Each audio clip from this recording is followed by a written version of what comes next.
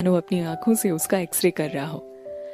1 minute बाद उसने अपने असिस्टेंट को बुलाया और कहा, मुझे इस लड़की की सारी डिटेल्स चाहिए 1 मिनट के अंदर। उसका असिस्टेंट टीना को पहचानता था। उसने तुरंत ही एक गूगल सर्च किया और सारी फाइंडिंग्स रणविजय को दिखाई। सारी डिटेल्स पढ़ने के बाद रणविजय ने अपने होंठ को काटते हुए कहा, लेट्स गेट मैरिड। प्रणय ने उसके प्यार का ऐसे मजाक उड़ाया था जिससे टीना बहुत दुखी थी। बाकी लड़कियों की तरह टीना खुद को कमजोर और इमोशनल नहीं समझती थी, पर प्रणय के धोखे से वो टूट सी गई थी।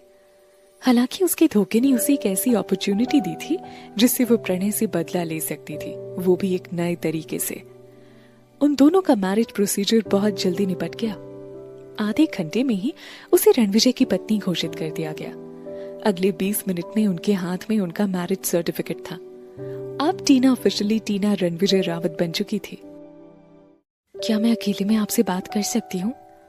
सब निपट जाने के बाद टीना रणविजय से बोली। हम कार में पहुंचने की बात करें तो अच्छा होगा। अपनी ग्लासेस आंखों पर चढ़ाता हुआ रणविजय बोला और मैरिज रजिस्ट्रार के ऑफिस से बाहर निकल गया।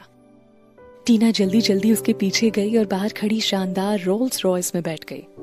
इससे पहले कि वो कुछ कहती, रणविजय उसकी ओर घूमा और बोला, थैंक यू फॉर मैरिंग मी।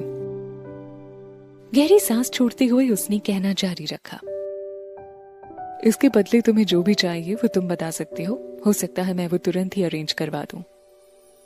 मुझे कुछ भी नहीं चाहिए, टीना हिचकिचाते हुए बोली। बस मेरी 2 शर्तें हैं और मुझे लगता है आप उनमें मेरा साथ देंगे। रणविजय कुछ शांति के साथ कार में आराम से बैठते हुए बोला, बेहिचक कहो क्या शर्तें हैं? पहली शर्त तो ये है कि जब तक ऐसी सिचुएशन ना आ जाए कि आपको बताना ही पड़े, तब तक प्लीज आप हमारी शादी को पब्लिक नहीं करेंगे। टीना होठ चबाती हुई सी बोली। और दूसरी बात यह है कि आप मेरे पर्सनल मैटर में दखल नहीं देंगे।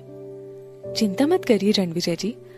रणविजय को परेशान होता देख टीना बोली, आप आज से मेरे पति हैं और आप मेरे साथ रहें या नहीं, लेकिन मैं ऐसा कोई काम नहीं करूंगी जिससे हमारे रिश्ते में कोई प्रॉब्लम आए, चाहे वो किसी और आदमी के पास जाने की बात ही क्यों ना हो।